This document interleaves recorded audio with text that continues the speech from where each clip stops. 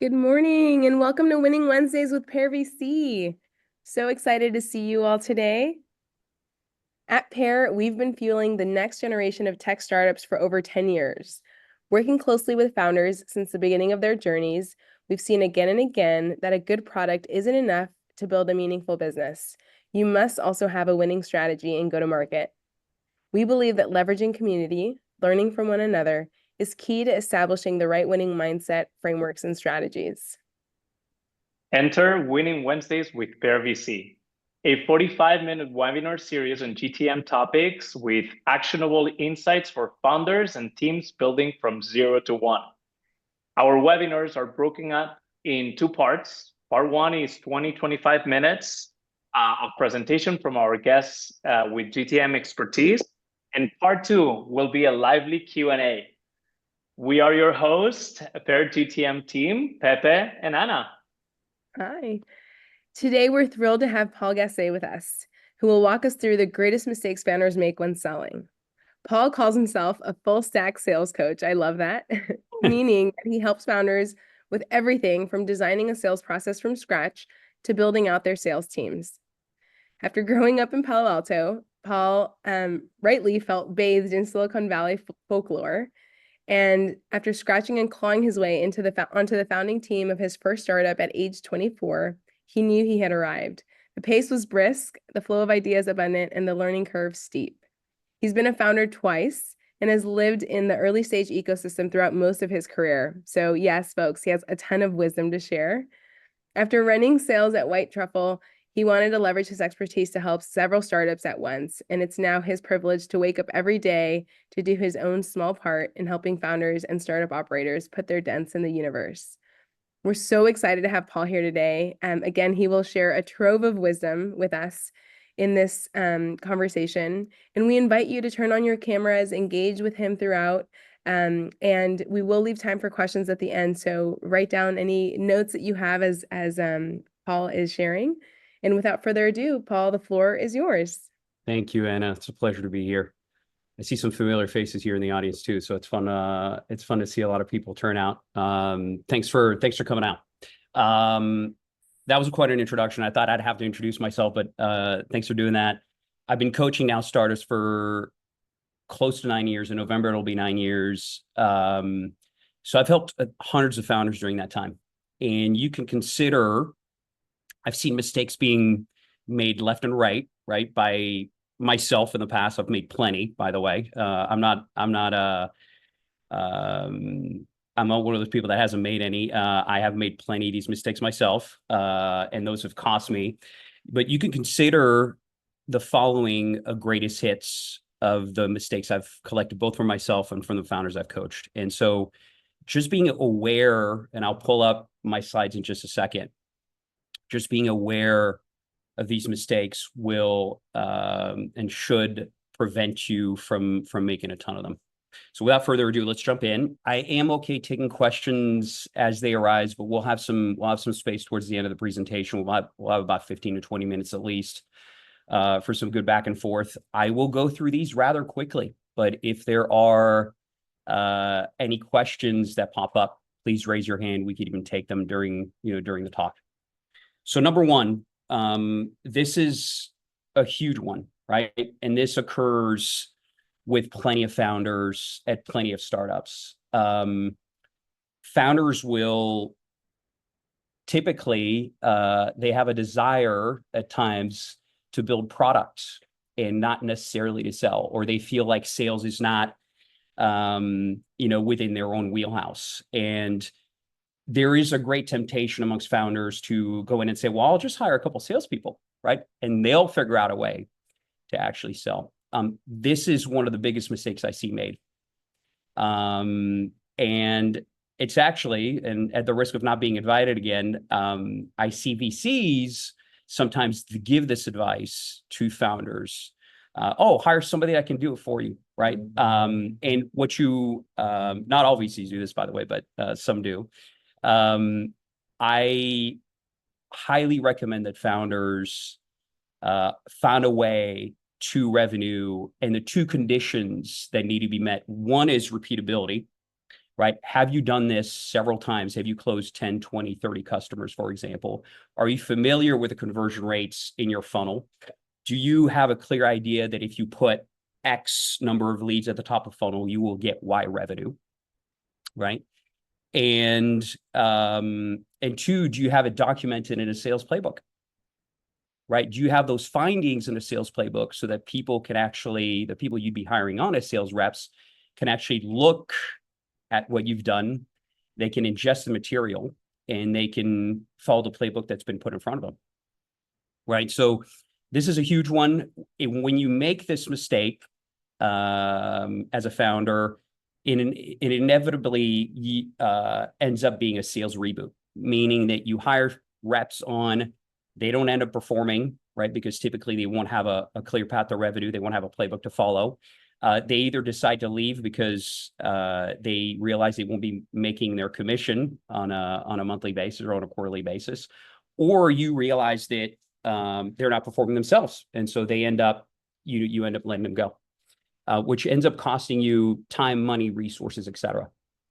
I can't tell you how many times this has happened, right? I've even advised startups not to do it. They have done it, and then they ended up having to, they ended up regretting it at the end of the day. Just an example, had a client of mine, we helped him go from 0 to 3 million ARR. Their VCs pushed him to build a sales team, and so they did. I told him to tap the brakes a little bit. They hired a VP of sales and 3 or 4 reps, a sales ops person. The company didn't grow, right? During about 9 months, they ended up laying off the entire sales team except for 1 rep. And then they've now, just on founder-led sales, they've gotten to 5 million ARR, so their runway is pretty long, but they still haven't made that transition from founder-led sales to salesperson-led sales. So again, it's a huge step and a huge transition for startups. Delegating sales too early will put you in a world of trouble. Mistake number 2. There's a beautiful thing about having a network, right? Whether you come out of Y Combinator or Techstars, or you get intros to your portfolio companies from your investors, right? Those are all beautiful things. And I encourage my clients to grab at that low-hanging fruit and take big bites out of it. I think it's great to get those intros to folks and friendlies that can actually give you some feedback and actually get you your first few customers. However, there's a danger to it. One is that you don't always get the best feedback, right? You're not really doing real sales. You're still in that warm cocoon. People tend to be more friendly and less blunt than they should be, right? When they're giving you that feedback, because it's come from a mutual introduction. They don't want to make you feel bad or feel like you're, the product you built is not necessarily up to par. And so some of the signals you're going to get are not as accurate as if you were engaging in what I would call real sales, right? The second big danger of over relying on your network is that you never develop a true go-to-market. You never find message market fit. So you might close a bunch of customers, right? Your batchmates at YC, for example, to get you to a certain point in revenue. But then because you don't have a message you can go out to the market with that people can respond to with interest, your revenue plateaus. And so you sit in a spot, and this could be something that can last for months at a particular revenue number. And until you find a way to find message market fit, which can take you 6, 9, 12 months in total. So again, low-hanging fruit, grab big bite, take big bites out of it, but also remember that you need to develop a true go-to-market. Don't over-rely on the network you've got to sell into, because even the biggest networks, right? Even if you're somebody that has a huge network, and a lot of you do, networks deplete over time. If you want to build a scalable business, you're gonna have to find a way to get a true go-to-market. This is also one of my favorites. I see this a lot from from founders, right? When founders approach me and say, hey, Paul, I'm having a hard time closing deals, right? We are getting in front of people, but we're not able to get a lot of deals across the finish line. The first thing I look at is their qualification process, right? How are you qualifying, right? Are you just letting through people that wouldn't have closed? Qualification is one of the most important things you've got to do in your sales process, right? Because as a salesperson, your most precious resource is your time. And you don't want to be wasting time on deals that have no chance of closing. And so qualification is key. If I were to give you one piece of advice is, if you are experiencing an issue with closing, take a look at how you're qualifying, right? Have you documented your ICP? Is it detailed? Do you have all your qualification criteria on paper, right? Are you vetting for every single one of those qualification criteria, right? So qualifying is huge. Founders can be, at least in the very beginning, a little loosey-goosey with it. So if you're experiencing issues with your close rate, take a look at your qualification process. Another favorite of mine, right? This is all about making it, right? As founders, we tend, and I've been one, right? Twice, have some of the battle scars to prove it. We tend to be so proud of our new baby, right? Our product. It's been gestating, right? For periods of time, could be 6, 9, 12 months, 18 months. And we want to show it to the world. We want to show off how cute she is, right? Because we've been building it, right? We've been giving birth to it for such a long time. The issue with doing that is that we're not thinking about the prospect necessarily, right? We're thinking about all the bells and whistles. We're thinking about all the cute little features that we've built in, but we're not tying those features back to value, right? Or pain eradication when it comes to prospects. I love that founders are proud of themselves, right? And are proud of their invention, their creation, their products. I love it, right? It's one of my favorite things to do. It's why I love serving founders overall. But if you don't put yourself in the shoes of the prospect, you run the risk, and you don't tie things back to benefits, right? To some of these features. If you don't map every single feature you demo, for example, to value or to pain eradication, most importantly, you run the risk of doing demos, for example, that don't really resonate with your prospects, right? Super important. Really, really, really important.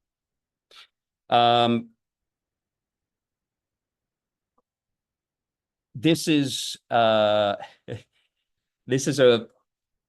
one that is related to what we talked a little bit about earlier. It can take you 6, 9, 12 months to find message market fit as a founder. I see a lot of founders that find that doing go-to-market or top of funnel or sales development activities, they find it to be a little bit below them. And so they try to find other people to do it. But finding message market fit is part of product market fit, right? It's the part that interacts with the market. That's really, really critical. And you as a founder are uniquely equipped to find message market fit. And what happens if you don't devote enough resources to it early enough is that you find yourself in a little bit of a spot where it takes you a long time to get there, right? And if you put off doing these go-to-market activities, you're only putting off finding message market fit. If you over-rely, as we talked about a little bit earlier, if you over-rely on your network, you're only delaying the inevitable. These activities are far from glamorous a lot of the time. They can feel like eating glass, but it's super important to be able to put your blinders on and actually iterate on your go-to-market motion in order to get to message market fit, as unglamorous as it can be.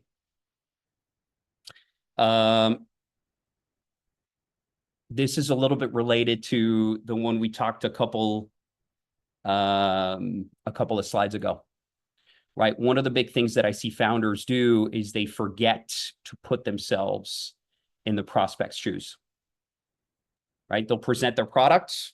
They'll be really proud of it. They get really excited about it, but they don't relate it back to the prospect. And that shows in any number of ways, right? Throughout the go-to-market motion, whether it's the outbound messages that you sent out that don't include a pain point and that therefore don't make the prospect feel heard or taken care of or even understood, to the way you demo, right? How can you tie back this feature you just showed in a demo to pain eradication? How can you adopt a helpful posture when you're catering to your prospect? These are all things that are hugely important, and putting yourself in your prospect's shoes is maybe the most important of all of these. If I were gonna raise one to the highest level, because we tend to forget that this isn't just about creating a product. It's actually about solving a problem. It's about pain eradication. It's about making sure that we're helping others at the end of the day. Because you might have a great product, right? But you don't get to have a company if you don't start generating revenue, if you don't start having customers.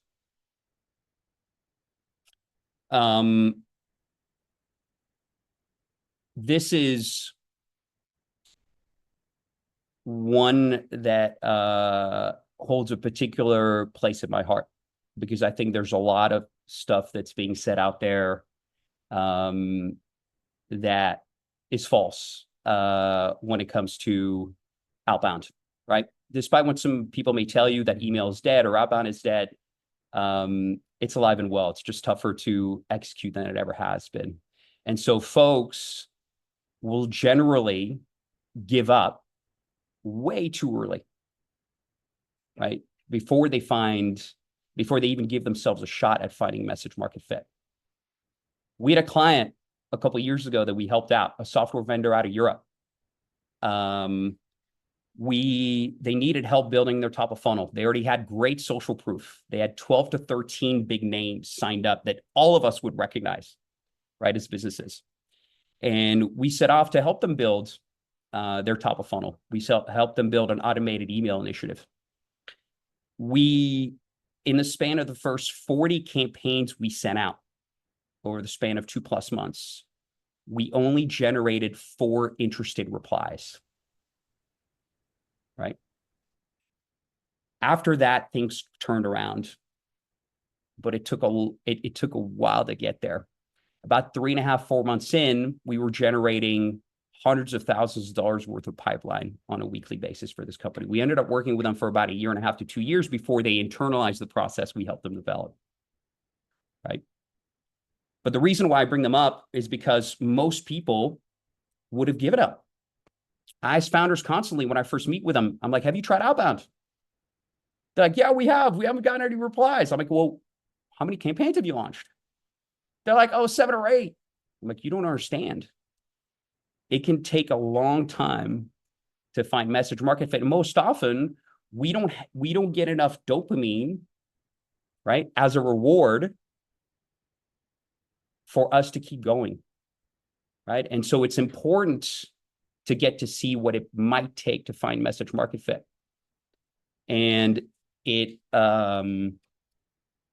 just takes a lot longer than we might imagine, right? And success looks much different than what most founders typically think success looks like. A 1% interested rate is considered a successful campaign, for example. Right? Happy to go more into that for anybody who's interested, but that's critical stuff to think about.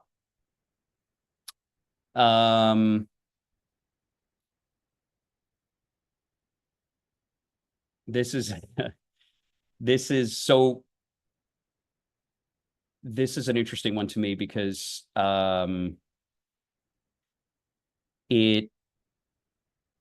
a founder, I'm sure you guys have all felt this. You feel like you've got a half-baked product, right? Reid Hoffman famously said, if you think your product is totally baked, in when you release it. He said something like that. I'm paraphrasing. I'm not saying it exactly the way he said. He said it much better than I did.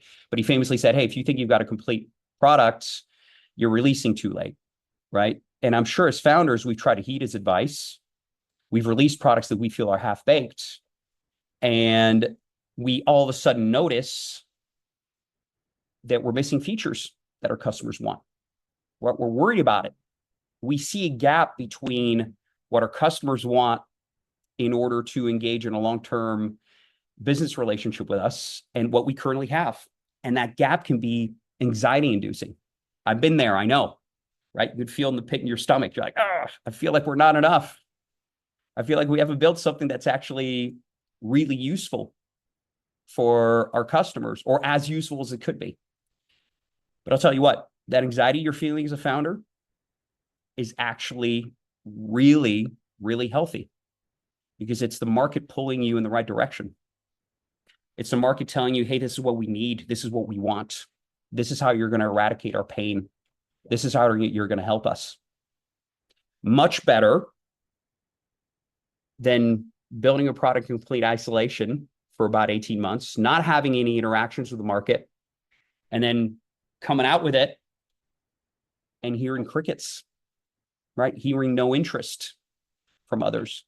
This is one of the reasons why, even if you're pre-product, I encourage my clients or other founders that I speak with to always be talking to the market.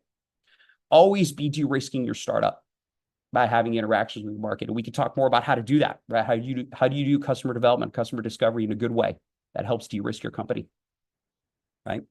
But market-led product development is letting the market guide you.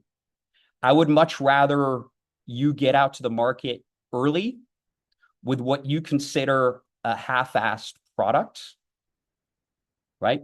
And then engage in market-led product development than the other way around. Hey, we've got this full-featured, beautiful thing. We haven't talked to one customer, but here it is, right? That's a huge risk to your startup. You are putting your startup at risk. I could say a lot about this one. This is one of my favorite things to talk about. One of the things that we don't realize as founders, one of the things we think as founders is, oh, I'll just demo my product and founders will end up buying it, right? That couldn't be further from the truth.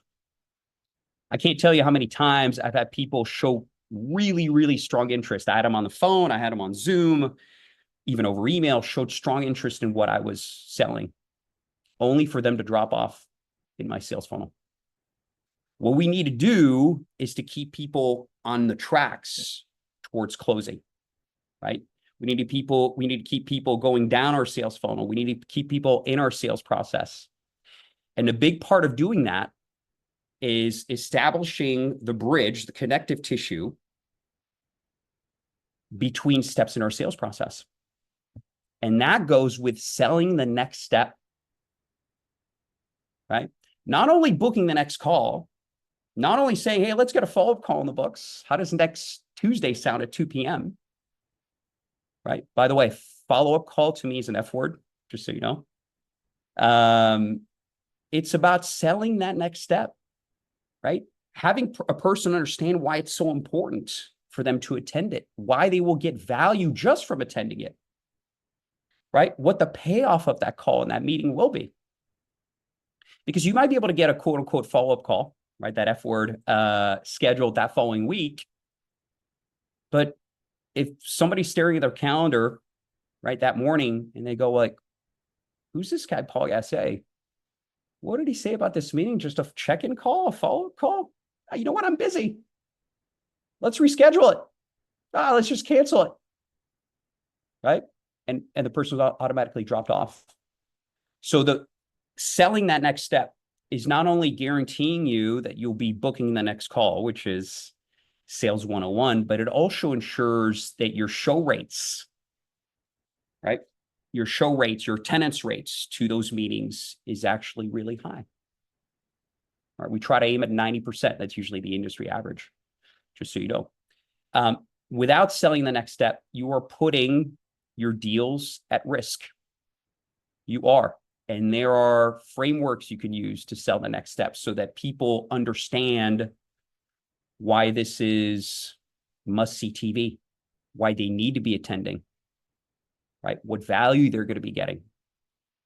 Hugely important, right? The glue between, it's connective tissue, the glue between the steps in your sales process. This is a really, I consider this one to be a fun one. I see a lot of founders do this, right? They'll plot along in their demos and they'll show the features but during their demos, but they're not picking up on emotional cues from prospects, or they're not injecting enthusiasm into their presentation. That's not helping you at the end of the day, right? We're all human. We transmit emotions and feelings. Part of your job as a salesperson is to transfer your enthusiasm for your product or service to the prospect. So they want it too, right? They want to become your customer. If you don't show that passion, that enthusiasm for what you're building, it's rare for somebody to catch on, right? Our feelings are contagious. We're all porous as humans. And so if you're just plodding along emotionless during your demos, for example, without any passion or enthusiasm, you're running the risk of not creating an atmosphere where folks get excited about what you're peddling, right? What you're selling. And it's not only about generating enthusiasm yourself, which you can do, but takes a lot of energy, and you should do, but it's also about building a positive spiral, right? A positive feedback loop. When you feel enthusiasm, even if it's on the other side of the Zoom screen, right, from somebody, you should pick up on that and amplify it. It's your job to do that, right? You're sensing somebody react positively to what you're showing them. It might be a feature, a functionality, a part of your product, right? Amplify it, right? You've got a real opportunity there. So I know for those introverts out there, sometimes manufacturing, by the way, it's a myth that introverts don't make great salespeople. Some of the best salespeople I know are introverts. I want to make that abundantly clear. But for those introverts out there that say, oh my goodness, this is, I've got to generate all this energy and this enthusiasm myself, and I've got to show this to people right from the get-go. Yeah, you can. And I know it's gonna feel a little draining, but one thing you can do is to have that energy and that enthusiasm bounce back and forth. Right? Pick up on the cues. Pay attention to people's facial reactions. The way they mutter something, a question they may have, the way they express themselves, the way they're leaning in, right? If they're dozing off, that's another thing. That's another problem. But if they're leaning back, but if they're leaning in when you're showing a particular feature, that's a really good sign, right? Learn how to read people. Hugely important. Emotions matter in sales. Okay, that's it. That was my greatest hits, right? Those were some of the biggest mistakes I've seen founders make over my close to 9 years of doing coaching in sales for startups. I want to say this before I take any questions. I really consider it a privilege to serve founders and startup operators, right? Just because I came in and said, hey, these are the mistakes I see made. I don't want this to feel like a obsession, so that it can prevent, you can actually, by just being aware of them, you can prevent yourself from making at least some of these mistakes. So with that, I'll open it up to any questions. Paul, that was amazing. Yeah. Thank you. Yeah, I'm sure there will be many questions live, and we certainly have some questions that were submitted beforehand, but I just want to say what you finished on, that piece about driving excitement and enthusiasm, is so understated, like generally, I think in the field, where I think it's almost even looked at as a negative. Like you almost don't want to be overly emotional about your product because you have to be professional, you know, and you have to kind of be buttoned up. And I really love that invitation to um draw people in with that real, you know, you're right. We all are emotional beings. And Mhm. I just think that's so valuable. So I just want to absolutely underscore, and so much of what you said was valuable. Incredibly, like, just again, full of wisdom.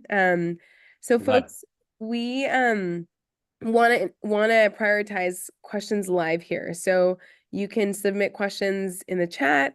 You can unmute and raise your hand and ask your question live, all the things.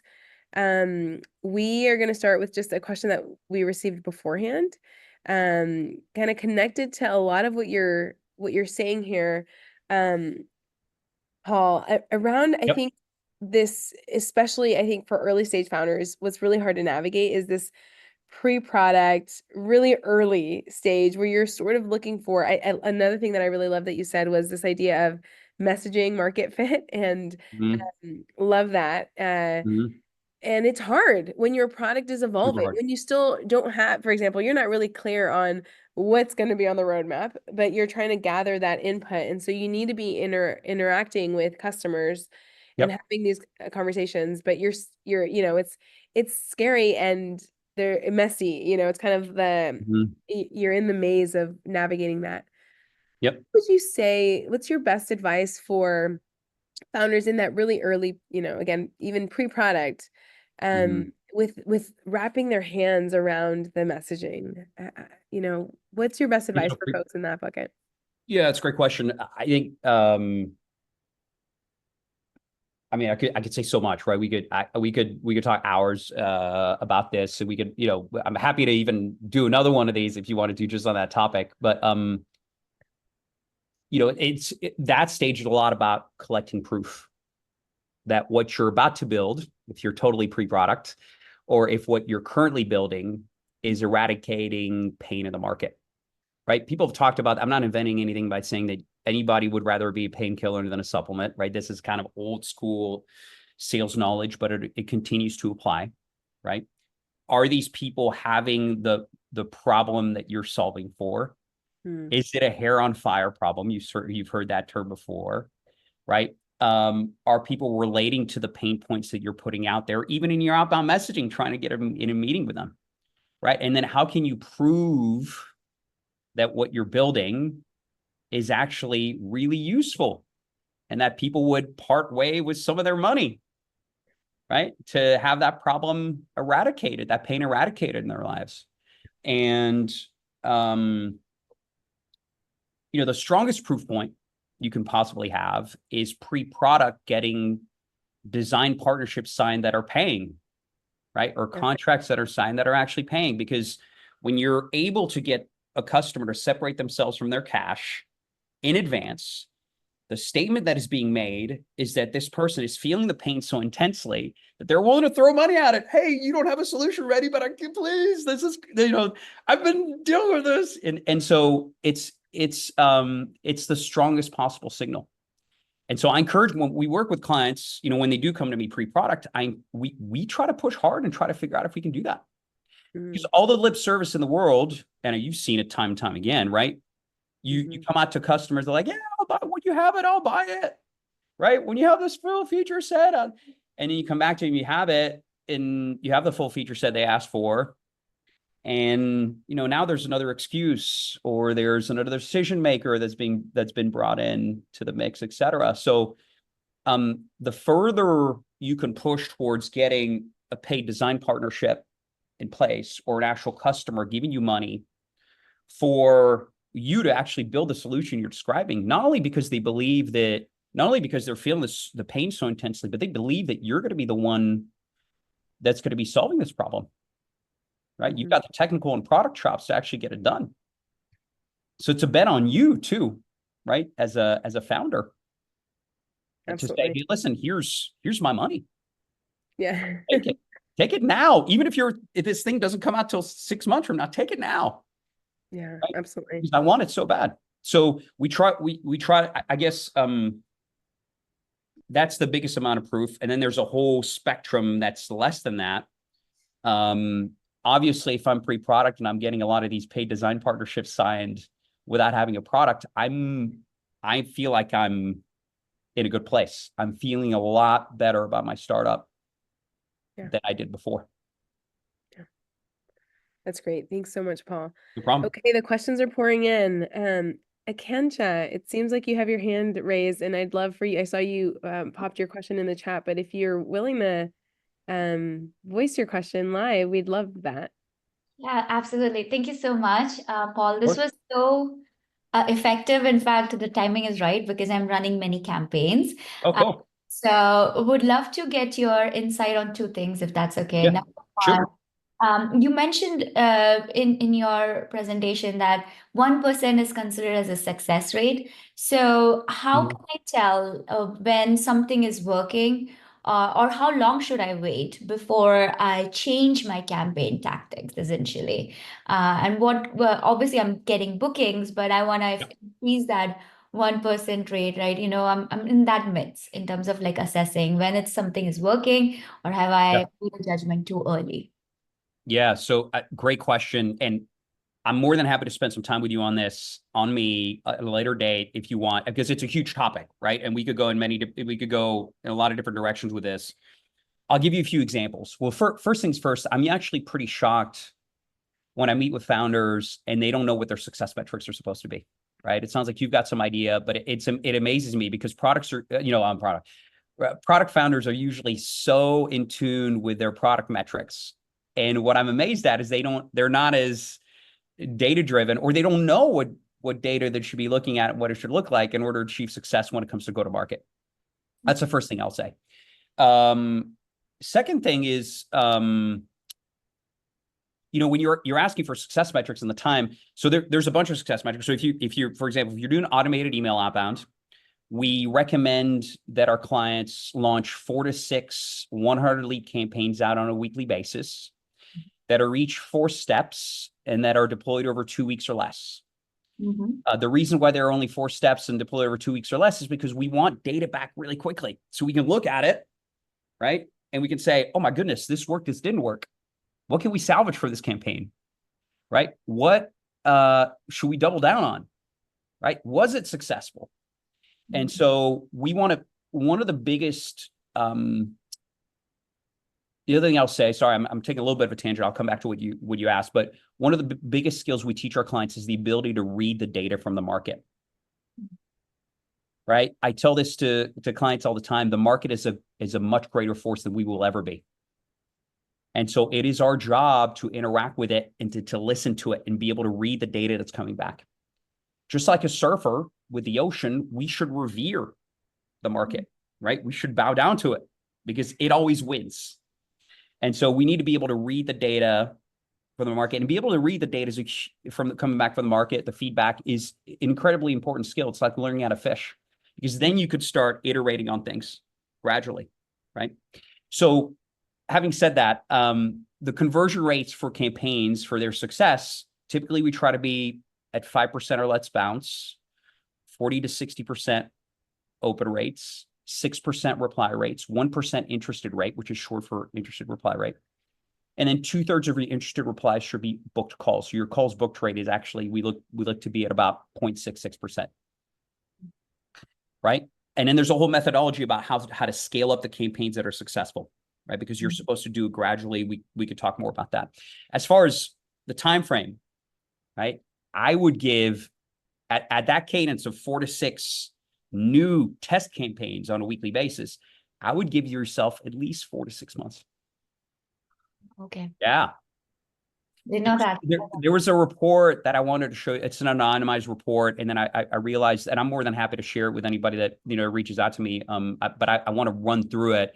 I wanted to show, and then I decided not at the last minute not to show it because it was going to get, we were going to get maybe a little lost in the numbers.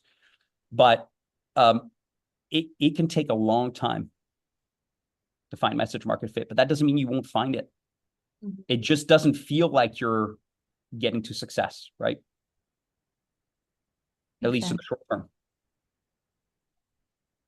Sounds good. Thank you. This was very helpful. You No problem. Both my My pleasure. My pleasure. Great question. Thank you so much.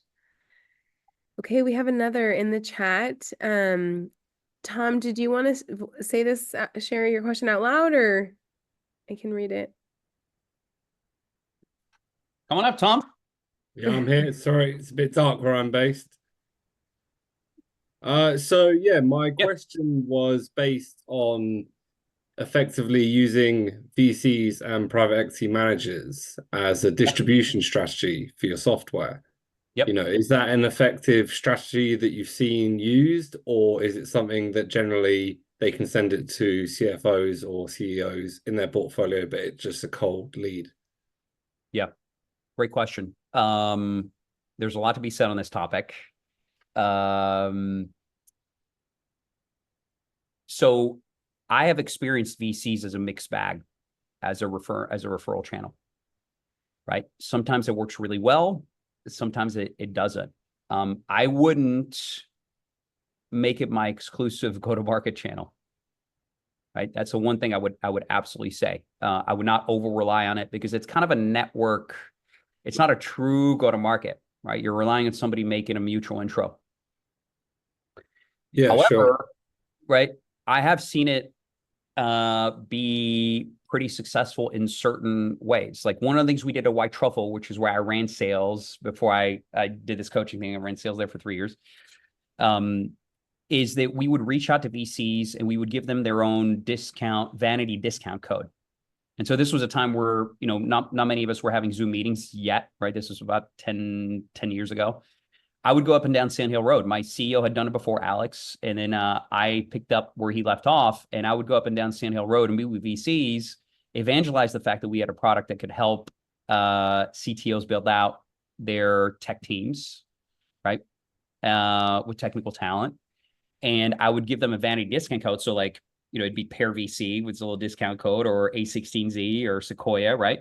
And you could enter in the vanity discount code if you were a portfolio company and get a discount, right? And that worked pretty well for us, right? I wouldn't say that it was, we knocked it out of the park, but I had VCs distribute this vanity discount code with the overview we gave them about our platform, and then sometimes even introduce us directly to some of their portfolio companies. Sure. So that's interesting. It could be used as kind of a side strategy, not obviously the core. Correct. But, The other thing that I'll say, a quick tip for you, VCs love success cases, right? More than anything.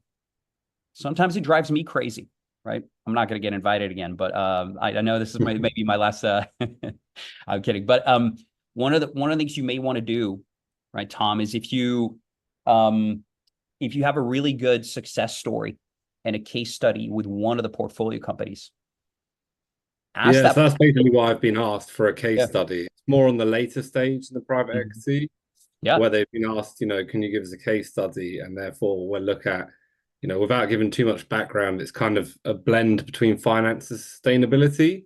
So it's kind of this mutual benefit between both the investor and the company. Yep. So that's kind of where we're playing it at. So yeah, it's really appreciate that case study pieces. Yeah. So if you just surface it, right, you get the portfolio company's founder to introduce you to one of the partners at the firm saying, hey, listen, we had great success with Tom's product or service. VCs will generally move because they're like, oh my goodness, this was a really cool success case. We want to give the same value to our other portfolio companies where it's applicable. Yeah. Right. So that tends to be a really good way. The problem with that is it can take a while, right? Especially in the early stages, to build out this success before you can go out and evangelize it within one venture capital or private equity firm. Yeah. Okay, that's really appreciated. Thank you. Yeah, no problem. Great question. Thanks, Tom. Rana, did you want to voice your question? Yeah. Hello. Hey, Paul.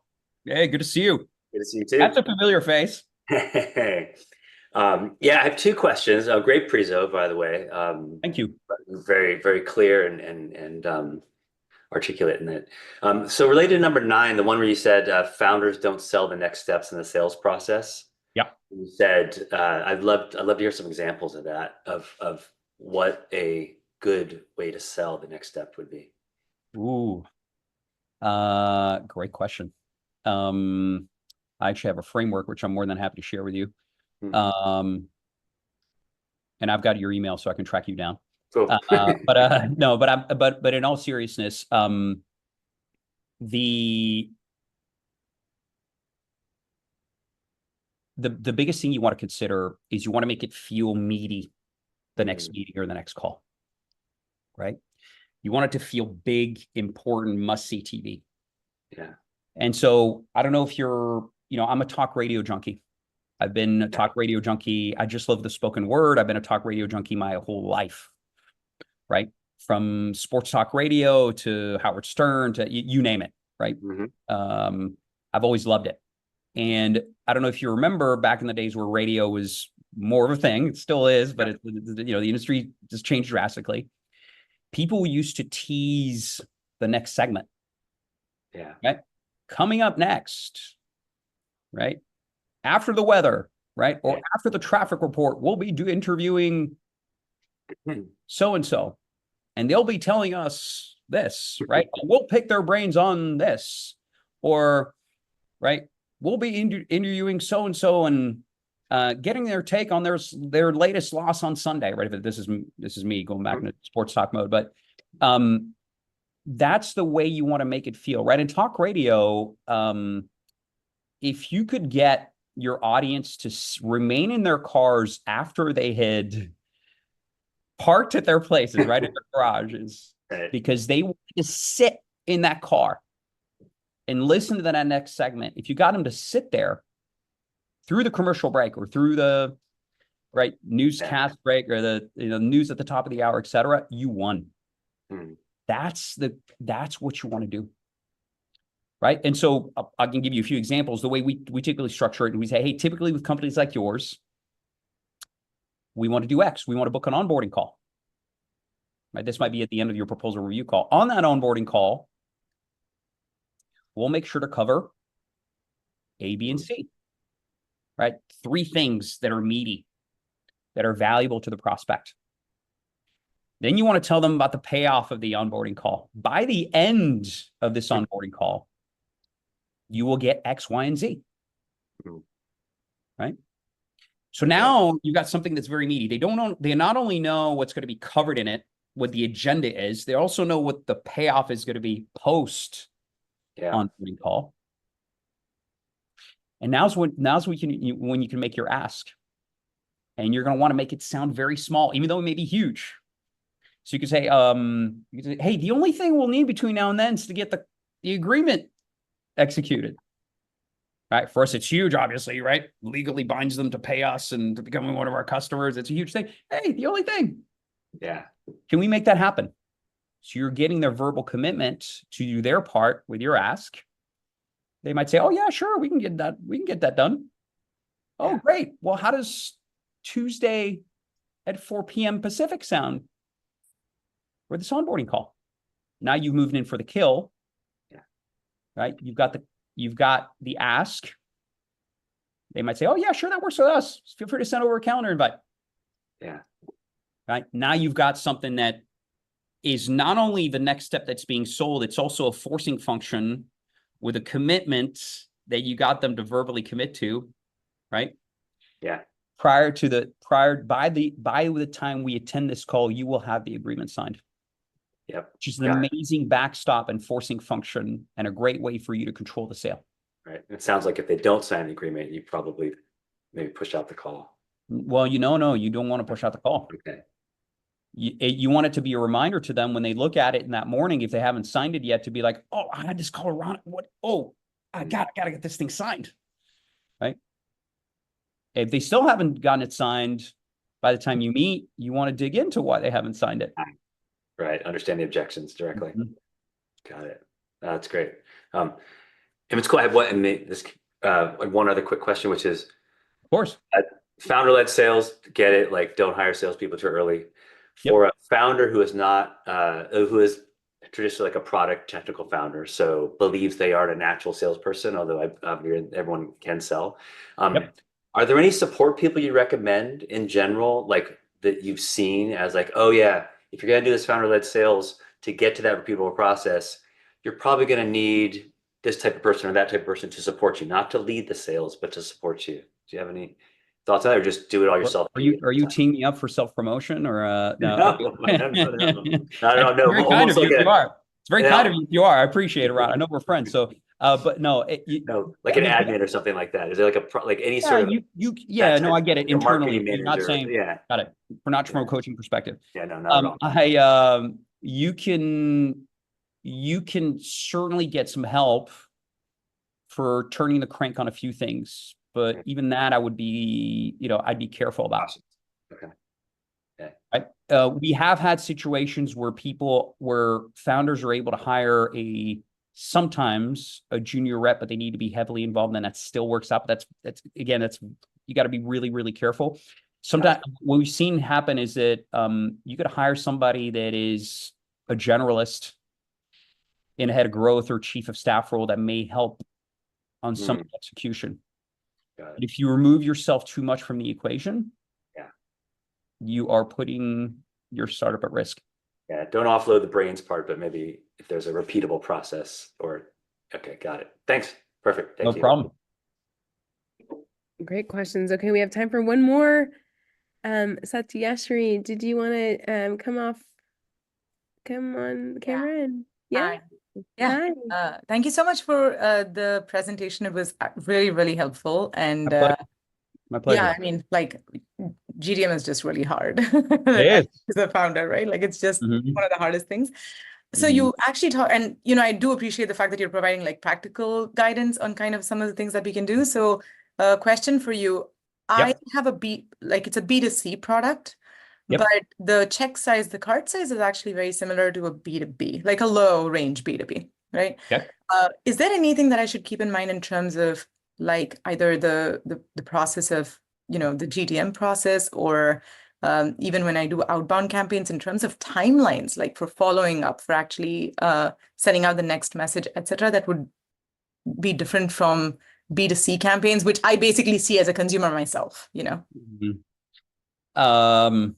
It's interesting you say that. We once in a while we get a BDC client, so it's always fun when we get to wear that, but it's rare, right? I'll be honest with you. It's like 98% of my business is, maybe more than that, is B2B. But on the BDC side, especially if you think that you're in the same range, I wouldn't necessarily change the cadence. The only thing I might think about in the way I send out campaigns is maybe if this is a consumer product, you're going to be okay sending emails on weekends, right? Or during off hours, or on Friday afternoons, right? We saw some behavior changes when it came to outbound campaigns, outbound email campaigns, or even LinkedIn with COVID.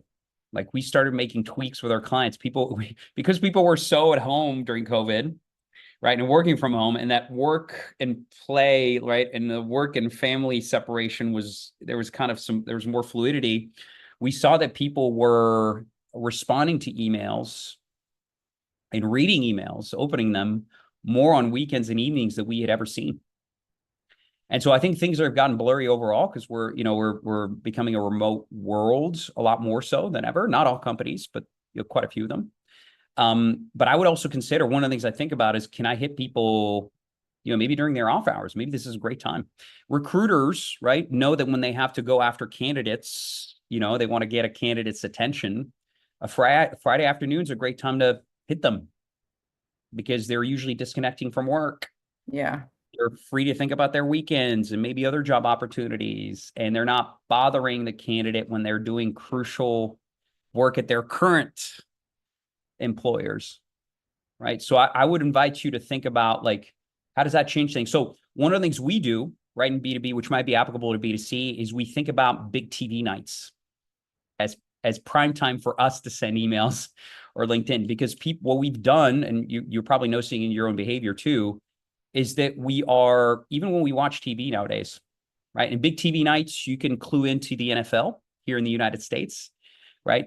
NFL nights where there is an NFL game, so Sunday night, Monday night, Thursday nights, are big TV nights, right? The NFL is a behemoth. If there's one thing you want to gamble on TV-wise, it is, and I don't mean gamble on the games, but if you want to bet on, is the NFL, They routinely have the top 10 TV shows on a, on a weekly, monthly, yearly basis. If you look at TV ratings. So if you send, because we're so much on our second screens nowadays, right? As we're watching TV and we might be checking email or LinkedIn, those are great times to hit people up.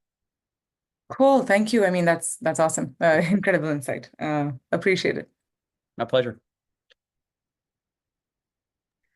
Amazing. Thank you so much for all the wonderful questions. We've made it to the top of the hour, folks.